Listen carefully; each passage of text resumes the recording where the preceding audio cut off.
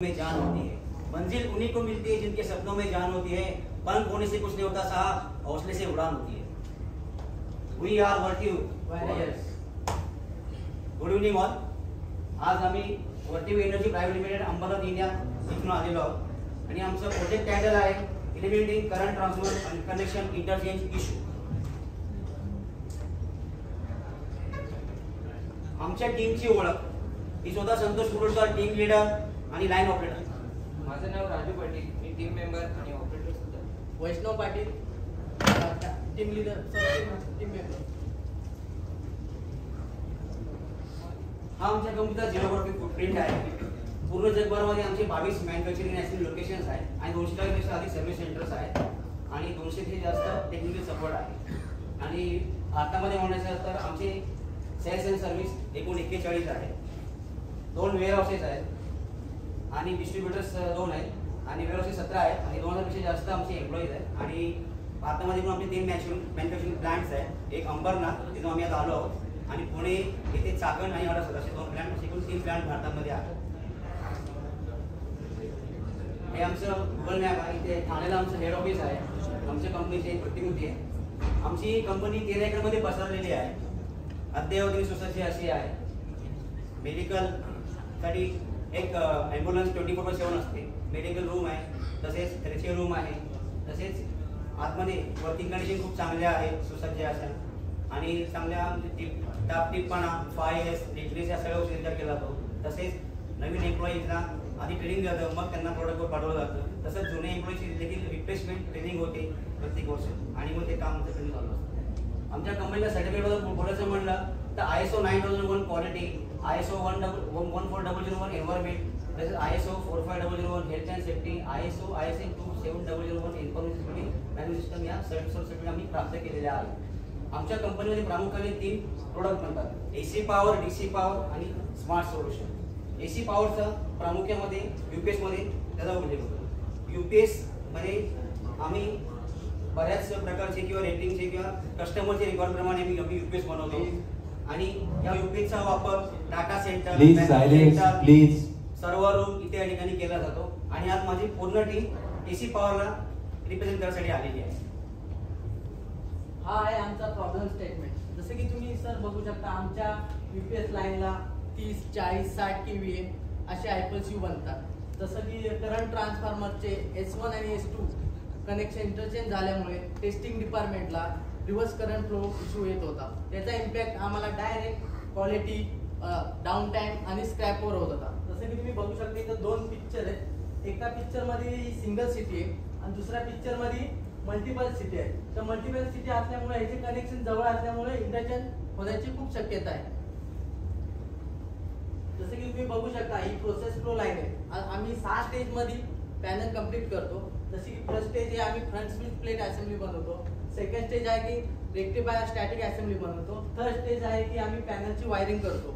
Fourth stage आहे की DC capacitor assembly बनवतो आणि 5 स्टेज आहे की PCB माउंटिंग करतो आणि 6 स्टेजला ट्रान्सफॉर्मर आणि चोकची वायरिंग करतो. जसं की तुम्ही बघू शकता, स्टेज 3 ला आम्ही पूर्ण पॅनलिंग वायरिंग करतो. जसं की आम्ही तिथं सिटी माउंटिंग पण करतो. पण सिटी माउंटिंग करताना आमच्याकडे एक पिक्चर टूल आहे, त्याच्यावर पहिला आम्ही सिटी माउंट करतो. त्याच्याने सिटी उलटी होऊ शकत नाही. मग नंतर ते माउंट झाल्यानंतर ती सिटी आम्ही पॅनलमध्ये माउंट करतो. तो पॅनलमध्ये माउंट झाल्यानंतर त्याची वायरिंग करतो. वायरिंग करताना तिथे कनेक्शन इंटरचेंज जनरेट होतात. मग कनेक्शन इंटरचेंज जास्त होत असल्याने मग आम्ही मंथली ॲन्युअल डेटा काढला. तर हा ग्राफ तुमच्या समोर आम्ही प्रेझेंट करतो. जानेवारी 24 पासून ते जून 25 पर्यंत तुम्ही इथं डेटा बघू शकता. असेंब्ली पॉईंटला 78 इश्यू मिळालेले आहेत आणि टेस्टिंग पॉईंटला 75 इश्यू मिळालेले आहेत. तर आमचा जेव्हा पूर्ण UPS असेंबल होतो आणि तो टेस्टिंग एरियामध्ये जातो, तर टेस्टिंग ऑपरेटरला सिटीमधून करंट रिव्हर्स येतो. तर मग आपला जो UPS जातो टेस्टिंगमध्ये, त्या सिटीमधून करंट रिव्हर्स का येतो? कारण सिटी कनेक्शन इंटरचेंज झाल्यामुळे. ते सिटी कनेक्शन इंटरचेंज का होतात? कारण की S1 आणि S2 कनेक्शन इंटरचेंज झाल्यामुळे. मग ते S1 आणि S2 कनेक्शन इंटरचेंज का झाले? कारण सिटीचे टर्मिनल आहेत ते एकमेकांच्या जवळ असल्यामुळे वायर कनेक्टर त्यापर्यंत पोहोचू शकतात. मग सिटी कनेक्शन इतक्या जवळ का आहे? कारण की सिटी हा स्टँडर्ड कॅटलॉगचा पार्ट असल्यामुळे S1 आणि S2 असे 2 टर्मिनल असतात. हा जो रूट आहे का? हा आपला रूट आहे. आपण यावर ब्रेनस्टॉर्मिंग केलं पाहिजे आणि काही सोल्युशन शोधलं पाहिजे.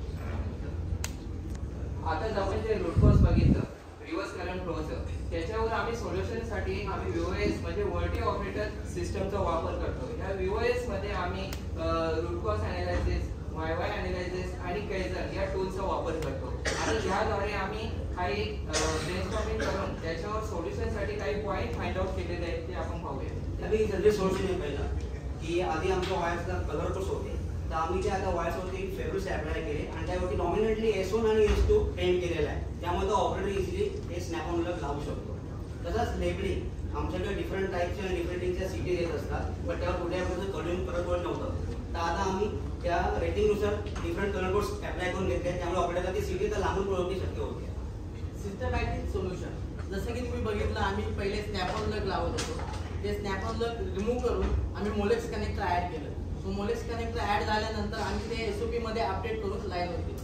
थर्ड आहे डिटेक्शन सोल्युशन. डिटेक्शन सोल्युशन मध्ये तुम्ही पाहू शकता की व्हिज्युअल इन्फॉर्मेशनसाठी आम्ही प्रत्येक असेंब्ली स्टेजला काही टॅम्पलेट ॲड केलेले आहेत आणि त्याचे टीव्ही स्क्रीनवर डिस्प्ले सुद्धा केलेला आहे.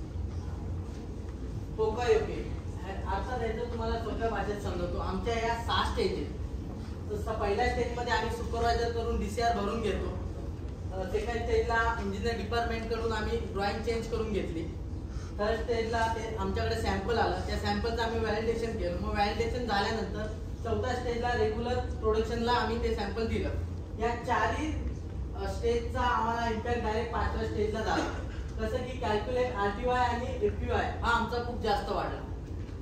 तुम्ही स्क्रीनवर बघू शकताय की ज्या सिटीज आहेत म्हणजे करंट ट्रान्सफर या डिफरंट टाईपच्या सिटीज आहेत, परंतु त्याचं रेटिंग लेवल आहे ना हे सेम आहे. हे सेम असल्यामुळे ऑपरेटरला सिटी हे ओळखणे कठीण जायचं. त्यामुळे आम्ही ते सेम लेवल डिफरंट टाईपच्या सिटीज आहेत त्याचे जे डिफरंट टाईपचे लेबल आहेत ते ऍड केले. त्यामुळे ऑपरेटरला ते लेबल ऍड केल्यामुळे सिटीजची रेटिंग ओळखणे सोपे झाले. तुम्ही स्क्रीनवर बघू शकता की जे सिटीज आहेत त्याचे S1 S2 टर्मिनल आहे, ते एकमेकांच्या जवळ असल्यामुळे ऑपरेटर वायरिंग करताना ते वायर इंटरचेंज करत होतात. त्यासाठी आम्ही सोल्युशन म्हणून ते S1 S2 जे टर्मिनल आहेत ते आम्ही रिमूव्ह करून मोलेक्स कनेक्टर ऍड केले. मोलेक्स कनेक्टर हा पोकायोके डिझाइन मध्ये असल्यामुळे त्याचा ऑपरेटर वायरिंग करताना चुकूनही ती चुकी करू शकत नाही. तुम्ही स्क्रीनवर बघू शकता की जे सिटीज आहेत त्याचे S1 S2 टर्मिनल जे पहिले होते त्याच्यानंतर आम्ही जे ऍड केलेले आहे ते मोलेक्स कनेक्टर. या प्रोजेक्टचा रिझल्ट आणि बेनिफिट तुम्ही स्क्रीनवर बघू शकता की हे प्रोजेक्ट इम्प्लिमेंट होण्या अगोदर त्याचे जे असेंब्ली स्टेजचा जानेवारी 2024 पासून जून 2025 पर्यंत जे असेंब्ली स्टेजचा इश्यू होते ते 78 होते आणि टेस्टिंग लेवलला जे इश्यू होते ते 75 होते. परंतु प्रोजेक्ट इम्प्लिमेंट झाल्यानंतर ते इश्यू जुलै 2025 पासून तर सप्टेंबर पर्यंत 0 झालेले आहेत आणि टेस्टिंगला सुद्धा 0 झालेले आहेत. हे आमचं बेनिफिट आहे. ओव्हरऑल जर आपण परफॉर्मन्स इम्प्रूव्हमेंट पाहिली तर काही पॅरामीटर्स आहेत. FQI जो आमचा आधी 86% होता तो आता 92% झालेला आहे, 6% वाढलेला आहे. डाऊन टाइम कॉस्ट ही आमची आधी US डॉलर 700 होती, म्हणजे भारतीय रुपयाप्रमाणे आता 61 आहे, ती आता पूर्णपणे शून्य झालेली आहे. तसेच सायकल टाइम फॉर UPS जो आधी 900 मिनिट होता तो आता 10 मिनिटे कमी 809 मिनिट झाला. म्हणजे आमचे प्रत्येक UPS मध्ये 10 मिनिटे वाचलेले आहेत. आणि तसंच साईड बेनिफिट पाहिलं तर सेफ्टी पाहिलं तर याच्यामुळे काय आमचं कुठल्याही प्रकारचं इन्कम येणार आहे टेस्टिंग मध्ये आणि कुठल्याही प्रकारचं आन्सिंग ऑपरेशन आमच्याकडे होणार नाही.